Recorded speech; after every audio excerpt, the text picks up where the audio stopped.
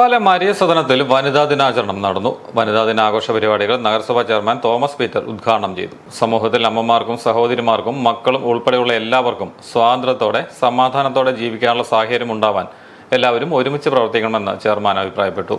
വനിതാ ദിനം നമുക്കറിയാം, ഒരു കാലത്ത് നമ്മുടെ അമ്മമാർ വരെ അടുക്കളയുടെ ആ 4 ചുവരുകളിൽ ഒതുങ്ങിക്കൂടിയിരുന്ന കാലഘട്ടമായിരുന്ന സ്ത്രീകൾക്ക്.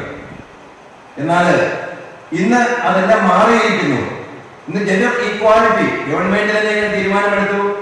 വ്യക്തികൾ, പുരുഷനായാലും സ്ത്രീ ആയാലും, ഒരു കുടുംബത്തിൽ ഇവർക്ക് തുല്യ അവകാശം എന്ന നിലയിലേക്ക് കാര്യം പുരോഗമിച്ചിരിക്കുന്നു.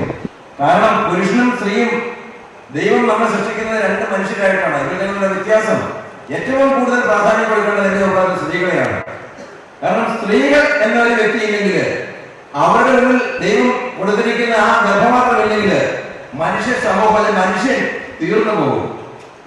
അതാണ് വാസ്തവം. നമ്മളെല്ലാം ഏറ്റവും അധികം കടപ്പെട്ടിരിക്കുന്നത് നമ്മുടെ അമ്മയോടാണ്. അതിനുശേഷമാണ് നമുക്ക് അച്ഛനോടുള്ളത്. കവയത്രിയും എഴുത്തുകാരിയുമായ സുജിത അനിൽ അധ്യക്ഷയായിരുന്നു. സന്തോഷ് മരിയസ്ഥാനം, ബൈജു കൊല്ലംപറമ്പിൽ, മിനി സന്തോഷ്, ജെയിംസ് കൂടല്ലൂർ, ടിൻഡു മാവേലി, ലിസി, അലീന സന്തോഷ് തുടങ്ങിയവർ പ്രസംഗിച്ചു. മരിയസ്ഥാനത്തിന്റെ വനിതാ അംഗങ്ങളെ പൊന്നാട അണിയിച്ച് ആദരിച്ചു.